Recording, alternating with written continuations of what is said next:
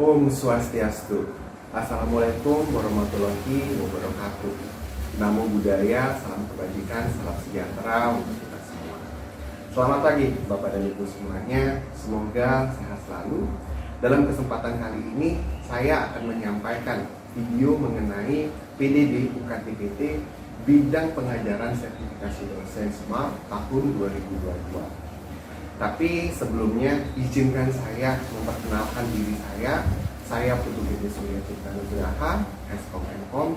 Saya salah satu dosen dari Institut Bisnis dan Teknologi Indonesia pada program studi Teknik Informatika. Baik Bapak dan Ibu semuanya, berikut saya sampaikan mata kuliah yang pernah saya ampu, diantaranya Jaringan dan Komunikasi Data, Jaringan Komputer Lanjut, Pemrograman Web 1, Pemrograman Web 2, Software Engineering, Tata Kelola dan Audit Teknologi Informasi, E-Business, Basis Data Lanjut, Human Computer Interaction, Digital Heritage, Social Media and Communication, dan Bisnis Berbasis Teknologi. Dari banyaknya mata kuliah yang pernah saya ampu, yang saya jadikan mata kuliah pokok yaitu mata kuliah Jaringan dan Komunikasi Data. Berikut akan saya sampaikan rencana pembelajaran semester RPS dari mata kuliah Jaringan dan Komunikasi Data. Baik Bapak Ibu semuanya, berikut merupakan rencana pembelajaran semester RPS dari mata kuliah Jaringan dan Komunikasi Data. Mata kuliah Jaringan dan Komunikasi Data itu masuk ke dalam rumpun mata kuliah Jaringan dan Sistem Terdistribusi. Mata kuliah ini memiliki 3 bobot SKS, yang mana dibagi menjadi 2 SKS untuk teori, 1 SKS untuk praktikum. Mata kuliah ini juga diambil pada semester ganjil. Mata kuliah Jaringan dan Komunikasi Data itu memiliki capaian pembelajaran, yaitu CPL Prodi yang dibebankan pada mata kuliah, capaian pembelajaran mata kuliah atau CPMK,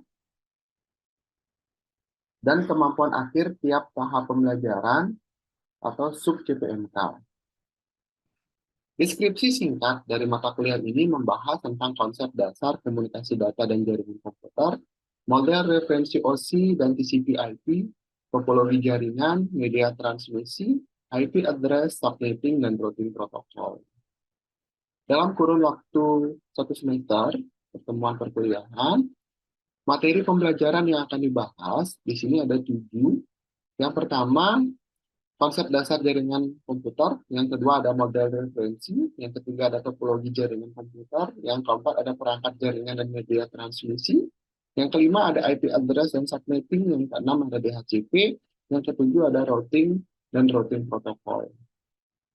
Dalam menunjang proses perkuliahan, di sini ada pustaka yang digunakan, pustaka utama dan pustaka pendukung. Pustaka utama di sini ada 3 dari Netton 2015 tentang panduan lengkap membangun sendiri sistem jaringan komputer, dari Onoe Turbo tahun 2018 tentang internet, TCP/IP, konsep dan implementasi, dari Sofana 2014 tentang Cisco, CCNA, dan jaringan komputer. Untuk pustaka pendukung dari Nugroho 2017 tentang switch dan multilayer switch Cisco, dari Onoe Purbo 2019 tentang IP versi 6 untuk mendukung operasi jaringan dan domain dan sistem.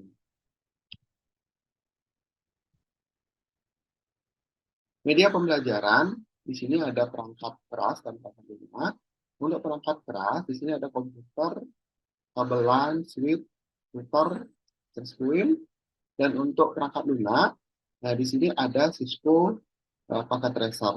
Nah, untuk aplikasi Cisco Packet Tracer ini juga saya instruksikan kepada mahasiswa untuk diinstal juga pada laptop atau komputer masing-masing.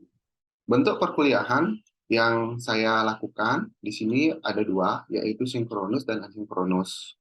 Untuk proses sinkronus, di sini saya melakukan kombinasi pembelajaran tatap muka dengan online menggunakan Zoom Meeting atau Google Meet. Sedangkan untuk proses asinkronus, di sini di kampus kita sudah memiliki yang namanya LMS, ya, Learning Management System, yang bisa diakses di URL elsa.instiki.ac.id. Di LMS ini biasa saya gunakan untuk melakukan penguploadan materi pembelajaran video pembelajaran, melakukan proses diskusi, proses kuis, UTS, dan UAS. Nah, sedangkan untuk absensi itu bisa diakses dengan alamat URL siput.instiki.ac.id. Metode pembelajaran di dalam perkuliahan, di sini saya menggunakan diskusi, case method, project-based learning. Nah, metode ini saya gunakan karena mata kuliah jaringan dan komunikasi data, ini ada mata kuliah teori dan praktek. Nah, jadi akan saya sinkronisasikan atau kombinasikan dengan proses yang akan mereka gunakan dalam dunia kerja nanti. Gitu. Nah, jadi saya akan memberikan beberapa case-case atau permasalahan yang kemungkinan yang akan terjadi di dunia bekerja, yang nanti mereka dapat diskusikan dan mereka dapat selesaikan dalam bentuk solusi yang dikerjakan dengan project-based learning.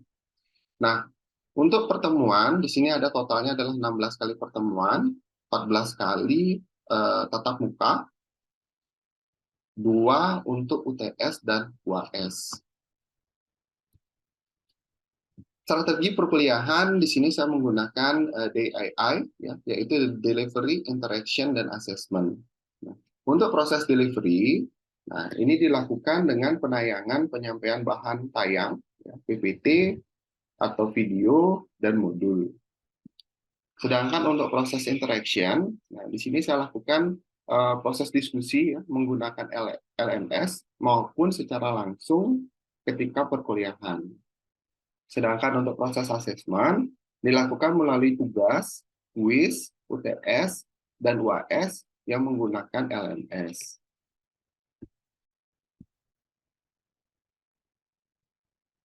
Dalam melakukan perkuliahan, di sini ada penilaian yang saya lakukan. Nah, ada beberapa parameter yang fokus untuk dijadikan penilaian, yaitu keaktifan, tugas, kuis, UTS, dan UAS. Masing-masing parameter ini memiliki bobot penilaian.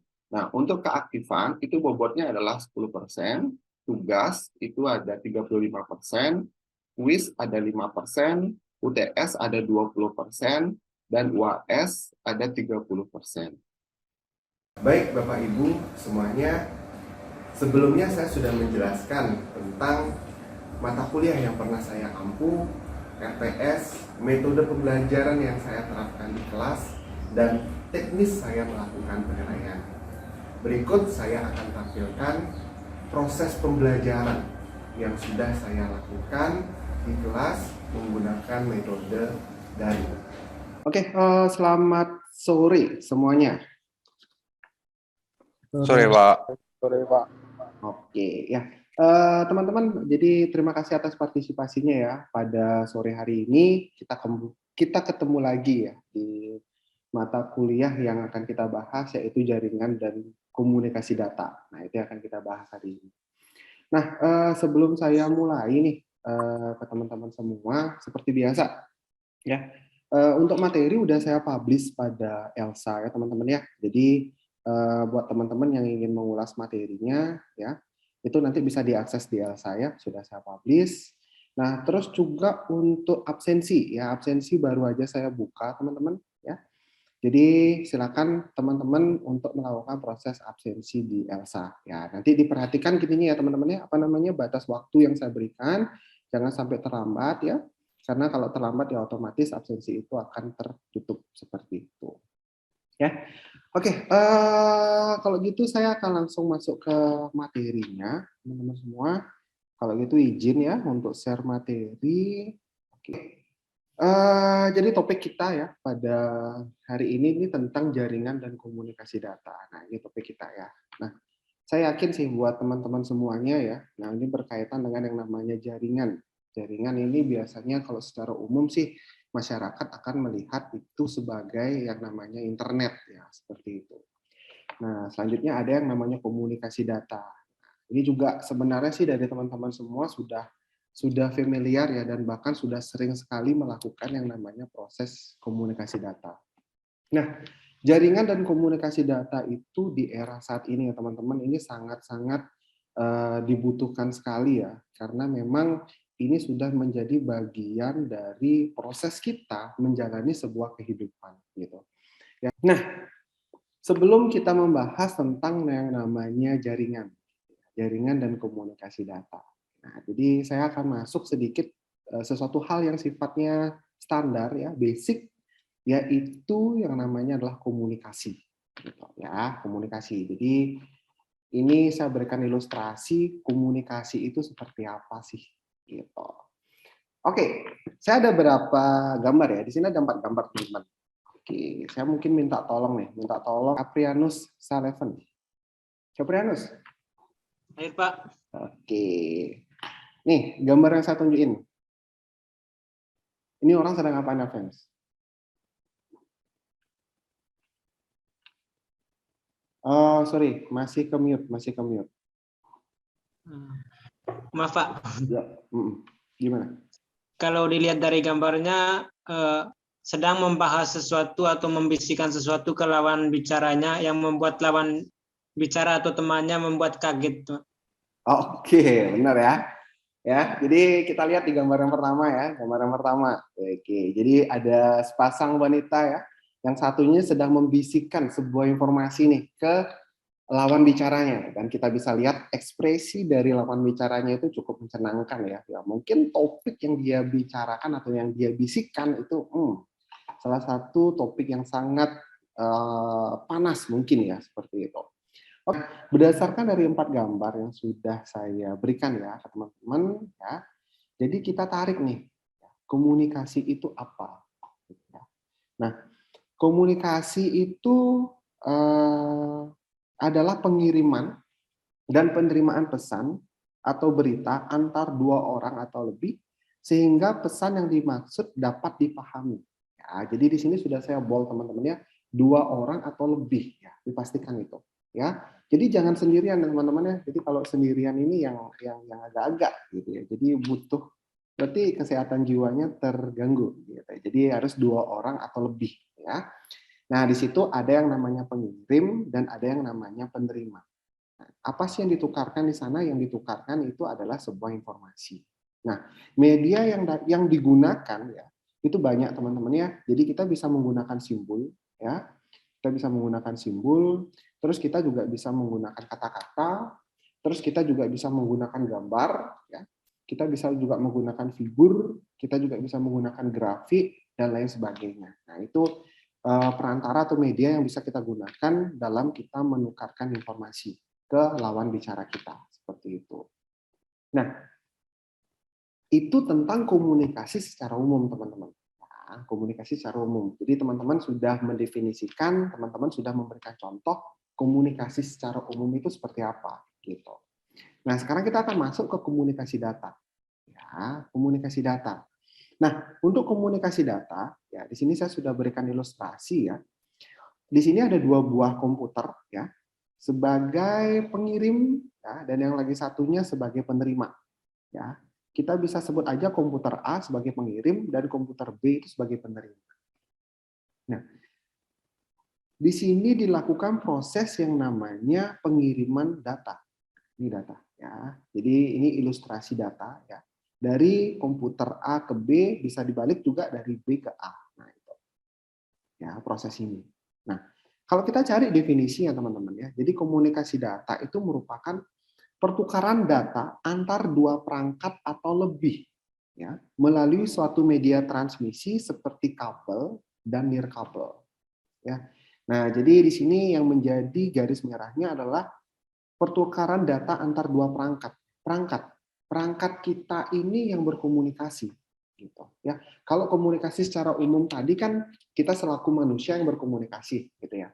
Nah, sekarang kalau kita bahas komunikasi data, perangkat kita ini yang berkomunikasi. Misalkan kita menggunakan komputer, ya udah berarti komputer kita yang berkomunikasi. Kita menggunakan laptop, berarti laptop kita yang berkomunikasi. Kita menggunakan handphone, berarti handphone kita yang berkomunikasi. Nah, itu perangkat. Nah, jaringan komputer. Oke, ya jadi ketika kita sudah tahu definisi tentang komunikasi ya, secara umum dan kita sudah mengetahui tentang komunikasi data itu apa. Nah, ketika perangkat-perangkat itu saling berkomunikasi, nah nanti ujung-ujungnya akan memunculkan yaitu istilahnya adalah jaringan komputer seperti itu. Nah, saya minta ke Jarod. Baik, Pak. Oh, nah, menurutmu nih jaringan komputer itu apa sih, Jarod? Kalau menurut pendapat saya, jaringan komputer itu merupakan telekomunikasi yang memungkinkan dua atau lebih komputer untuk saling menukar data, di mana kondisinya setiap komputer dapat meminta atau meminta atau memberikan layanan. Seperti itu sih, Pak. Dapat meminta dan memberikan layanan. Ya, jadi itu ya yang disampaikan oleh Jarod ya. Jadi sebenarnya dari yang disampaikan oleh Jarod itu ya, point of view-nya hampir sama tentang komunikasi data itu, hampir sama gitu ya. Nah, jadi jaringan komputer itulah jaringan telekomunikasi yang memungkinkan antar komputer untuk saling berkomunikasi dan bertukar data. Nah, ini ya. Jadi hampir sama seperti komunikasi data tersebut. Gitu. Nah, bedanya di sini adalah jaringan komputer ini bisa disebut jaringan ya. Itu jumlah komputer yang ada di dalamnya itu bisa tergolong banyak. Nah, itu disebut dia jaringan. Gitu. Ya, anggaplah ada lab komputer, di lab komputer itu ada 10 komputer atau 20 komputer demikian ya. Nah, 20 komputer itu saling berkomunikasi, saling bertukar data. Kita bisa sebut itu sebagai jaringan komputer seperti itu. Nah, tujuannya apa? Tujuannya agar informasi atau data yang dibawa pengirim, transmitter, dapat sampai kepada penerima receiver dengan tepat dan akurat. Nah, ya. Sebelum saya masuk ke sesi pertanyaan, ya, saya mau sharing sedikit ya terkait dengan Pratikum ya teman-teman ya. Ini saya menggunakan aplikasi. Aplikasinya kelihatan nggak? Kelihatan. Kelihatan, Pak. Oke, ya jadi ini salah satu aplikasi simulasi jaringan ya. Ini namanya Cisco Packet Racer ya, tampilannya seperti ini. Ya. Nanti seiring waktu teman-teman pasti akan memahami fitur-fiturnya. Mungkin saya jelasin sedikit aja ya terkait dengan fitur-fitur dari aplikasi Cisco Packet Racer ini. Nah, di bagian bawah teman-teman ya, bagian bawah ini adalah bagian perangkat teman-teman, device gitu ya. Nih, bagian device-nya. Gitu. Oke, ya di sini ada device-nya, ada PC, ada laptop, ada server gitu ya. Terus nanti ini bagian apa nih? Bagian switch ya, ini bagian router, ini bagian hub ya, dan masih banyak banget perangkat-perangkat jaringan yang ada di aplikasi ini. Gitu. Nah, sekarang saya akan mensimulasikan ke teman-teman terkait dengan jaringan.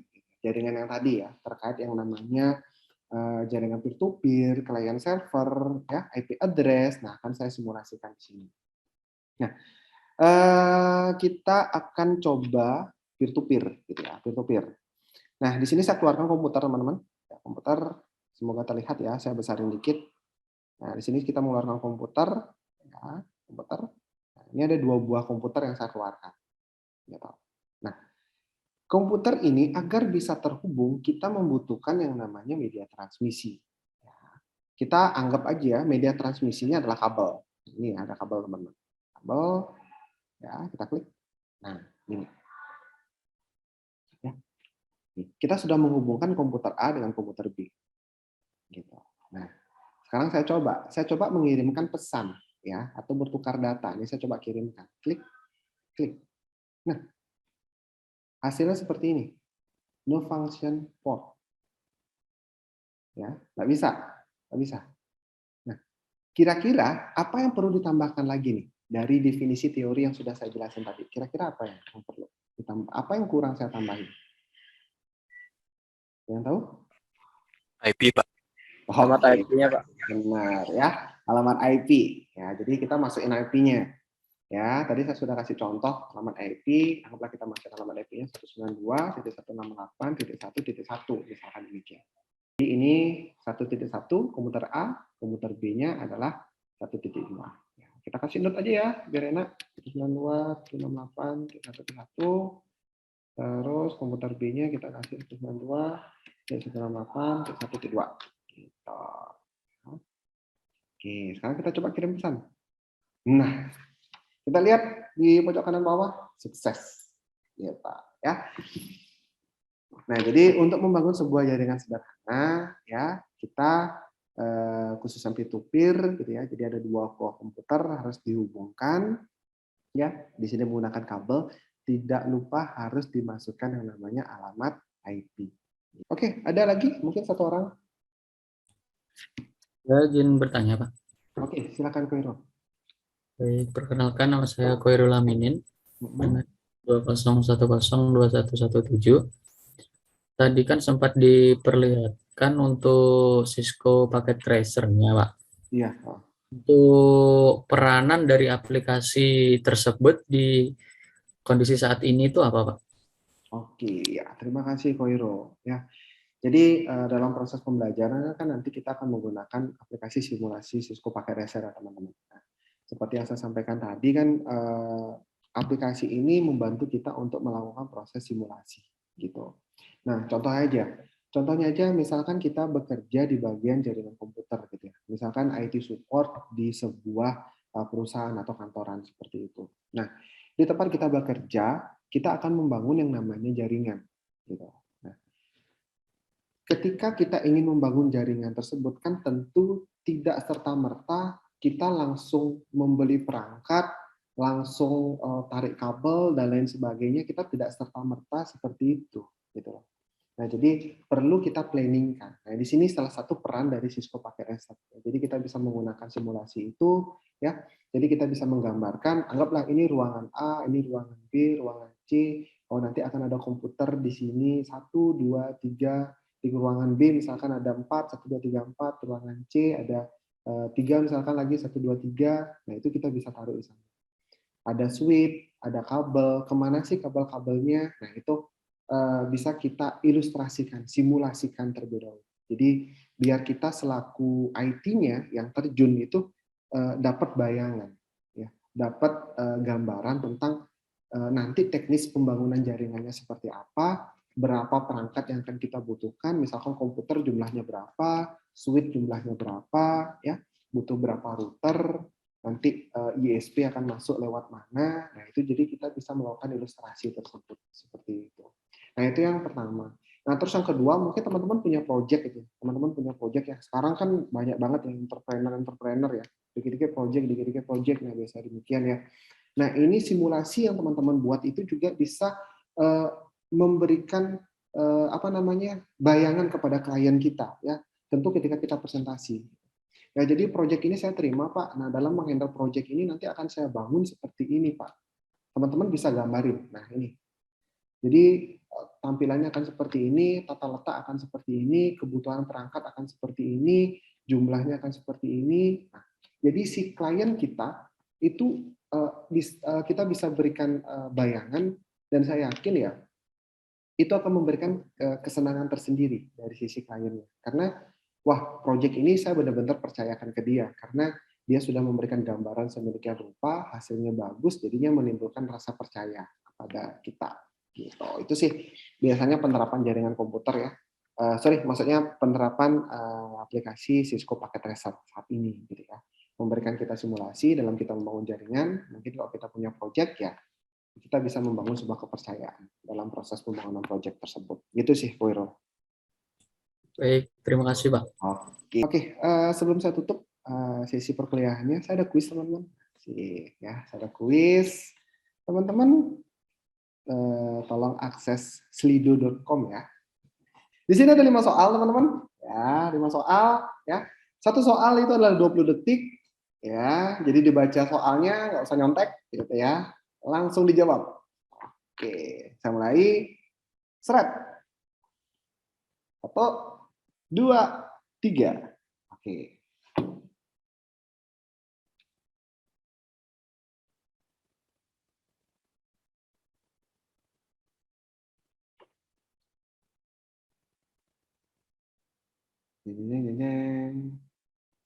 Wih. Oke. Ya. Oke ya. Dicek ya. Tuh. Oke, ya, yang soal yang pertama yang benar adalah komunikasi. Oke, ada 75%. Ya, ini ada yang jawab jaringan komputer nih ya. 25%. Oke. Soal yang pertama. Selanjutnya, soal yang kedua.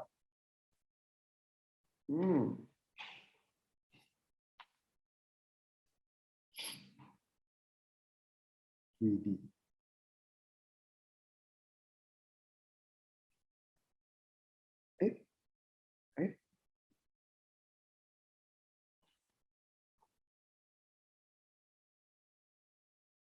Oke, ya.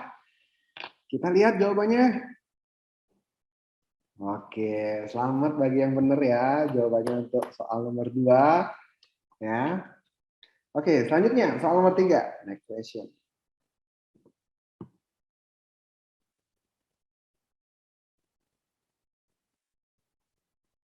Wih.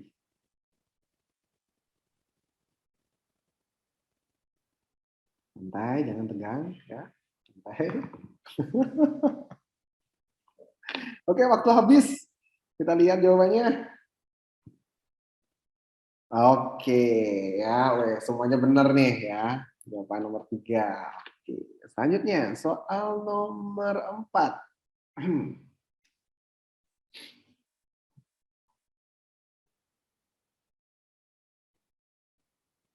Oke. Kena IT nih jawab. Wih. Wih.